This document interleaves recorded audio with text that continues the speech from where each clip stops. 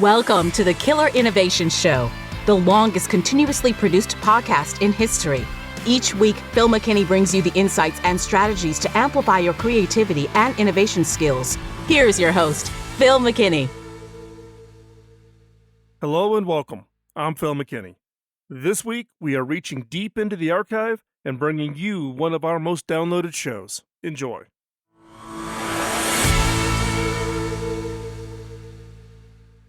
Welcome to Killer Innovations. I'm your host, Phil McKinney. We are here in Las Vegas at the Consumer Electronics Show, bringing together leading innovators and thought leaders on what's new and what's being worked on and what's going to impact both consumers and businesses. Today, we have a special guest here in the mobile studio, David Su. David, thanks for taking the time to join us here in the show. Thanks so much for having me here. So, we always like to start the show with letting the listeners have a little bit of background on you. So before, not jumping into the company of the technology, but tell us a little bit about yourself. It's my least favorite topic to talk about. It is for most. Actually, it's what's interesting. It's actually the hardest question I always ask guests because they never want to talk about themselves. Sure. I guess over the last 10, 20 years, I've personally been working in the Wi-Fi, Bluetooth, and wireless connectivity space. I joined a small company called Atmosic Communications. I guess in '99. I think it's employee number 5, and it has been an amazing journey seeing how the company go from there to a public company, and eventually being acquired by Qualcomm. And I stayed for the next 5 years or so, and then left, and here I am with Autmosic. So your background's always been in the wireless space. Correct. Where'd you go to school at? I have a PhD from Stanford. From Stanford. Yeah. And what did you do? Your master's there too? No, I did my master's at University of Tennessee and my bachelor's there as well. University of Tennessee. Correct. Wow. I love University of Tennessee. I'm a University of Illinois guy though. Good. So gotta be a Big Ten guy. And so wireless has just gone through phenomenal changes over the last 20 years. Amazingly. If you remember the early days, I started off in wireless doing the original amps cellular here in the U.S. in the late 80s. Yes. And now you look at cellular, and then the early days of Wi-Fi. It's amazing that it's everywhere now. Because, for example, my daughter just started college, and she was asking me, "What's an Ethernet cable?" And so now you have entire generation. That's a classic. Yeah. The millennials today don't know what an Ethernet cable is, or what an RJ45 connection looks like. Right. Yes, yeah. It is. But I remember though in the early days of Wi-Fi, it didn't get a lot of traction for many years because coverage, reliability, and it's a little bit of a chicken and egg problem because you have to have the capabilities in the device and the network in place for them to make it work. And like any difficult technologies, it takes a while for it to get to the point that the early adopters accept it, and then eventually becomes a mass market. Right. So yeah, it's interesting. Can you tell a story about our first trade show? I think at Theros now. This is old history. Our first demo for wireless connectivity, I think, is about this far. Measures in inches or feet, and today, you wouldn't think twice. Yeah. Well, and now the Wi-Fi 6 is becoming the big topic. As far as where that's going to go. I've been involved in the unlicensed LTE work. And how that's coming into the space. 3.5 gigahertz and all the new spectrum, spectrum policy happening around the world. I think people, the consumers just expect it to just work and be everywhere. Right. And that is an interesting challenge. When I was CTO at HP, I used to jokingly say, and it was the true case, on Christmas Day and the day after Christmas, when you looked at the call logs into the customer support, someone got a new laptop or printer or whatever, and they went to go hook it up. Wi-Fi was the number one thing. But what was really funny about that problem though was that the consumer just assumed that Wi-Fi came with it. What do you mean I have to have a Wi-Fi network, Yes. right? Yes. So that's why if you ever look closely, like on the outside of a laptop box or a printer box, it'll say Wi-Fi not included. Wow. You Okay. know, because the consumers, it's just become so ubiquitous, they don't think about it. Now, most people have it now in their homes. Yeah. And what is it? More than 50% of all wireless data goes over Wi-Fi. Maybe more, Even more now. even for more sure. now. Yeah. You know, and so therefore, it's not a wish I had. It's a must be there. I think it's a good story how a technology started from the early days to now it's everywhere. You don't even think twice about it. And it's a journey though. It took, I think, 10, 15 years for it to be truly widespread and easy to use. Yeah, and it's interesting from the standpoint of the early days. We ended up with vendors having slightly proprietary solutions, Right. right? Yes. And it does talk to the testament of an industry coming together and and being willing to standardize versus everybody trying to create some kind of proprietary and don't talk to fence each other. ring Yeah. and trying to create blocking strategies Right. for everybody. Yeah. In many cases, because you can interoperate, everybody wins at the same time. Right. And look, it's you're standardizing on the interface. You still have lots of room to invest and innovate inside Yes, the capabilities. Absolutely. It's not and this is the thing that I always, whenever you see like new innovations in totally new areas where everybody's trying to be proprietary at the interface layer, I'm like, why? You're actually going to slow down adoption. And everybody hurts. And everybody hurts. Well, the consumer definitely. Yeah. And if the consumer gets frustrated with with something like that, if the friction is just too much, they're not going to do it. They're just going to say, "Forget it. I'm not interested. I'm not going to go there." Agree. Right. Agree. So you got acquired by Qualcomm. Yes. You were there. Then you decided to leave. What caused you to leave? What was the problem you saw that was causing something? I've got a better idea. What was it? Actually, there isn't a problem. It's probably a personality flaw.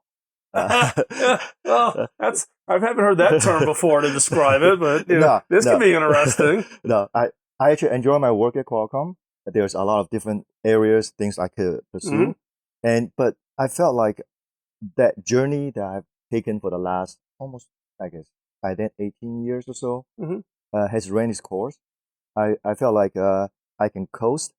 I can look forward towards retirement. And I thought there's probably more to life than I might be able to do something more. So that's when I actually walk away with no plan. With no plans. Yeah. So you just said, okay, I'm gonna take. And then what? Then what? Then it was just basically kind of looking for that next opportunity. Right. So I was doing a few things that I enjoy doing and things that I thought, well, I wanted to learn. For example, I learned how to write apps on the phone, which someone told me you are too old to learn. So I felt like I have to do it once. And then another coworker left, and he called me up. This is Masood Zagri, a co-founder. He called me up and said that let's start a company. And I said, well, he has a good history. He has done well in the past, and I enjoy working with him. I said, okay, what do you want to do? So next thing you know is we have to spend time brainstorming. And then we reach out to people we knew in the industry. And for example, we reached out to Teresa Meng, who was the co-founder of Ethereum. She was the founder of Ethereum with other people. Right. So, and then she met up with us. She's very generous with her time, giving advice. We talked to Bruce Woolley, my former advisor at Stanford as well. Then we met up with actually John Hennessy. Back then, he was still the president back then, so it took a while to get your appointment in to see him. They were all very generous in giving us guidance what to do. And one thing you said earlier about being standardized, being interoperating with everything around, their point to us essentially is that if you want to do anything meaningful, make sure it works with what is out there. Don't create your own niche market. Right. Make it meaningful. Right. Making it meaningful and take away any friction why someone would reach out to you, and not want to do it. Yeah. So how long was that process from the time you and your co-founder said, yes, let's go do something, don't know what to do, to the time where you think you really had an idea that you could? It's probably longer than you think. Well, that's the point. Yeah. Don't rush into this. Make sure you really think it through, right? Right. We tried different ideas, and I guess at the end of the day, it's sort of ideas that are meaningful, things that we can actually contribute to, that we know something about, we actually have confidence we can deliver. Right. So it's sort of intersection. By the time you do that mental Venn diagram, it sort of focuses you Right. to what can you do well and what is meaningful. Perfect. Yeah. You talked about the criteria that you were looking for on when you were coming up with an idea.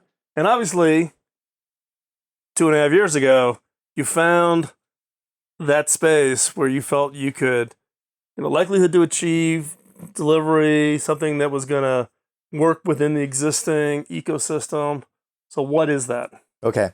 So what we decided to do essentially is that based on our background in wireless, so let's stay with the wireless area and looking at what is already done, what we have done as well, how much improvement can we do on a platform that already exists.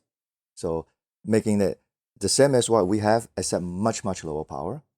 We think that battery is an issue that all of us face. I guess we all know that. We use more batteries than ever. I would like to think in a way, wireless connectivity is in a way guilty of that.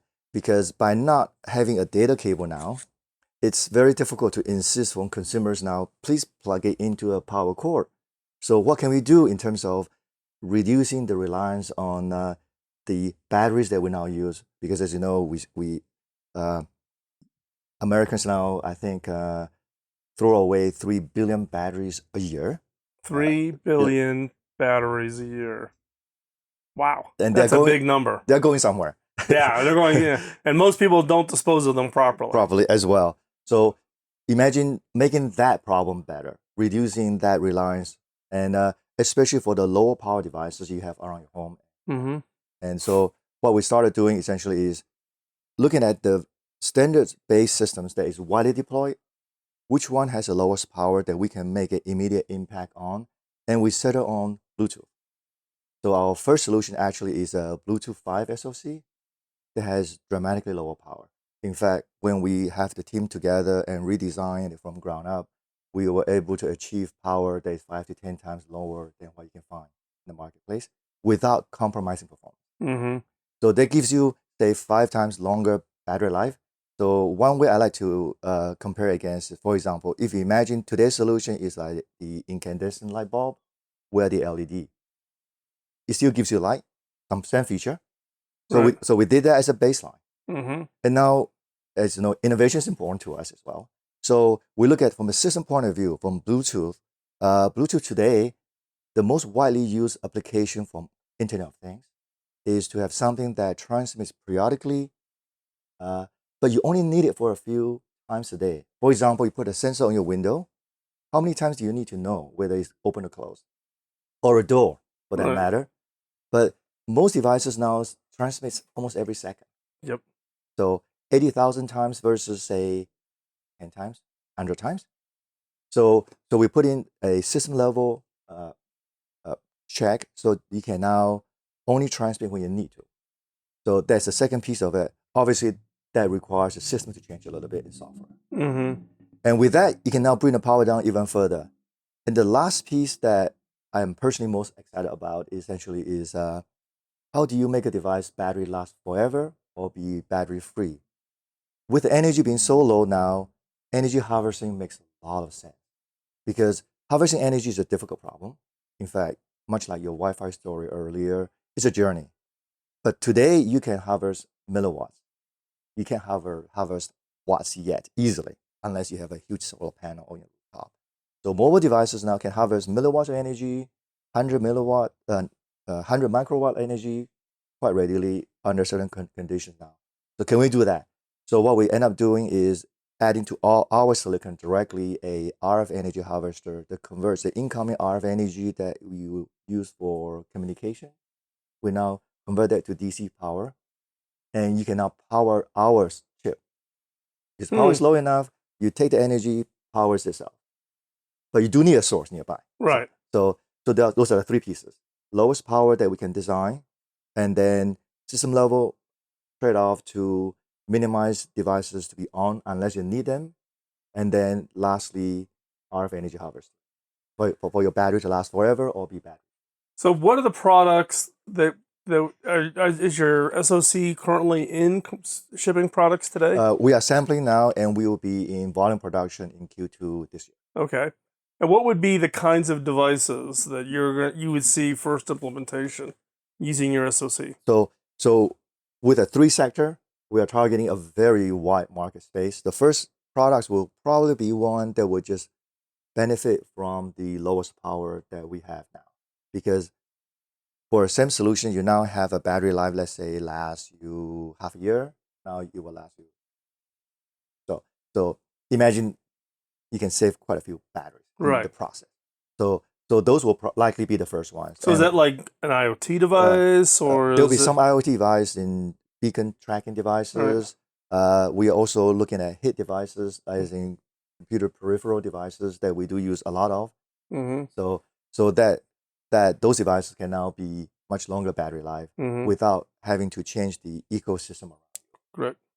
So those will be the first introduction. Okay. And then we are working with partners that will have the longer term vision of what one of our partners referred to as battery-free utopia. So in that case, you have an ecosystem now, especially in enterprise or commercial type applications. Think of a warehouse, for example, whereby you can actually afford to put in an infrastructure. You have all these devices that are battery-free that you need to track. Right. And you no longer need to worry so much about, I have 1,000 devices, packets in there, and the other battery's going to run out before I move them out. So now, but you can set up the infrastructure. Right. So those, I think, will be truly exciting type of application.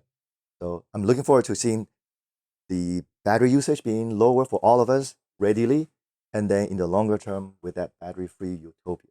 And what's been the reaction from the companies that you've been talking to that are building these devices?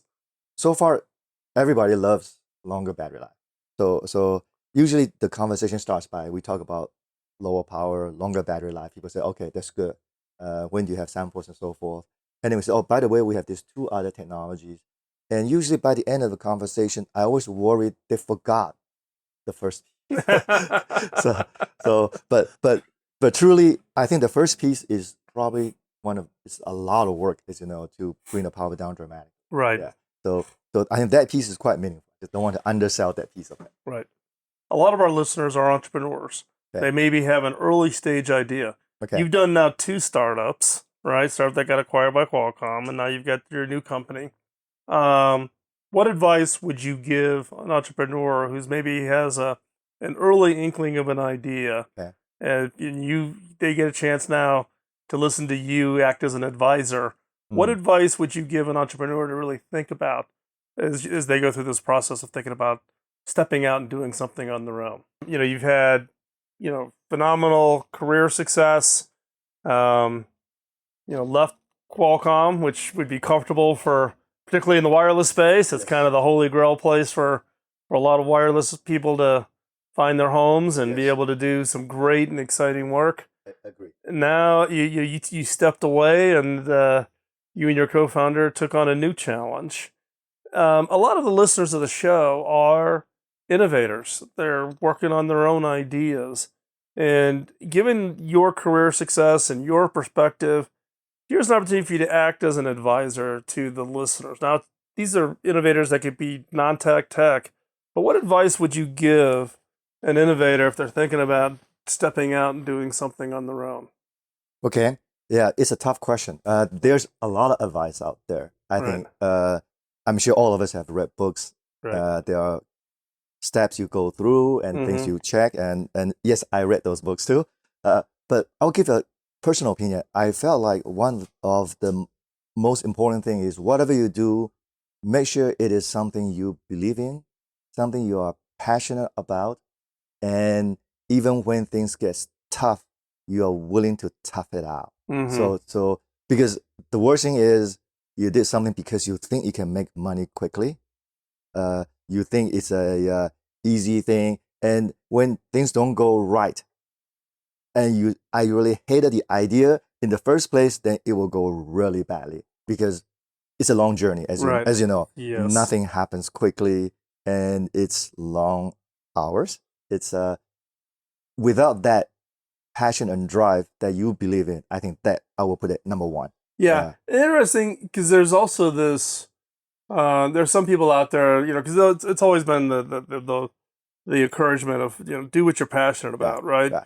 If you would be willing to do it for free. Correct. Then, which most innovators end up having to do for Right. free for a very long duration. Fact, when you're starting out, you're doing it for free. Yes. Because you're spending your own savings Yes. to get the idea going. Right. But there's also this adage. There are some advisors out there who are saying, no, it's not about the passion. It's about the money thing. But I'm in your camp, which says if your motivation is to try to make just do it for the money, like this is going to be big. Make my first 10 million or first 100 million or whatever. And then as soon as you get into a little bit of friction, you're hopping off onto the next thing. You never stay anywhere. And listeners of the show have heard me tell this story. I did not get to my first IPO until my 13th startup. Wow. Okay. 13. So I started in 1980. I got to the Valley the first time in the early 80s. And that was primary jobs, having a couple side hustles going, right? And but it was, and I'll tell you the difference on my success. It was the team, which is my number two. Yeah, yeah. It's having in your case, you talked about the co-founder that you had worked together, you had confidence, you had trust. You need to have trust, and you need to believe in each other, and always surround yourself with people smarter than you, right? And then be willing to listen, because none of us is right all of the time. In my case, almost none of the time. So listen to people who are smarter than you, and obviously not blindly, obviously, right? Seek out advice. You can double check. You can get advisors that has way more knowledge than you have. Make sure what you do is grounded on reality. Right. You can have a passion to have a flying car tomorrow, but it's not going to be tomorrow. Right. Right. So make sure that, and so the team is important. Make sure that at the end of the day, it's a business. Right. Yeah. So you do have to do all your legwork on the business side of things as well. I think there are plenty of books that talks about that part. Right. So David, because in your case, did you and your co-founder, was it complementary skills? Did you have skills in different areas that kind of filled in for each other? There are actually 4 of us. Okay. Yeah.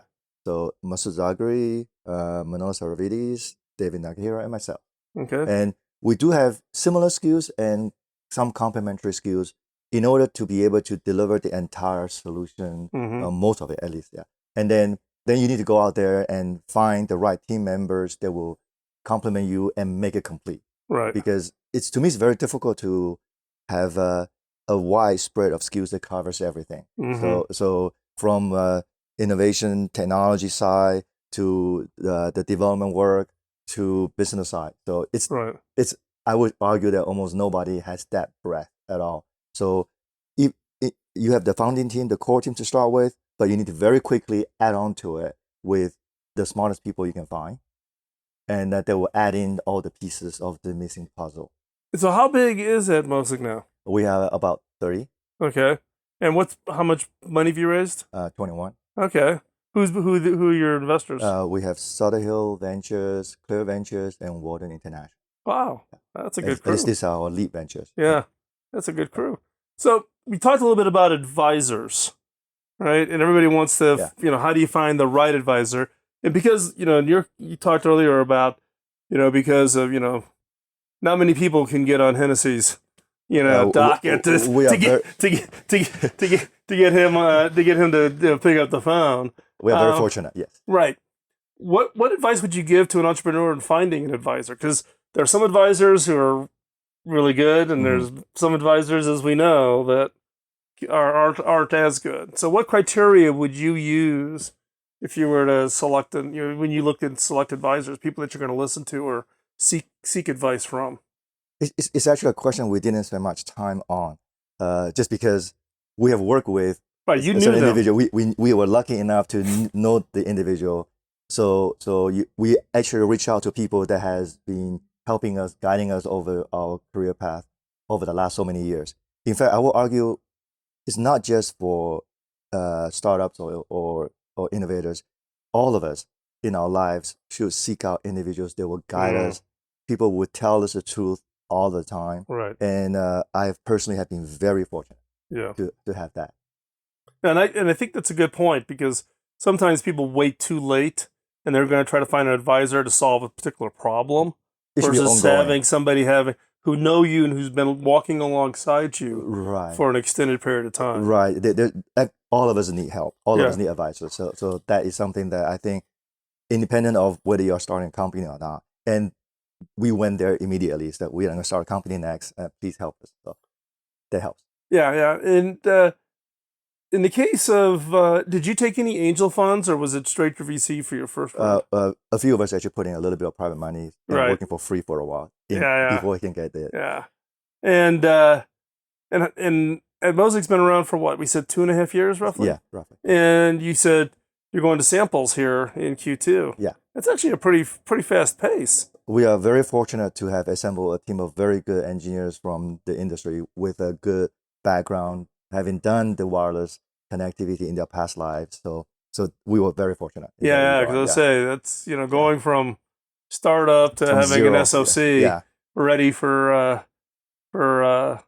early design win work. And it's not just the hardware side.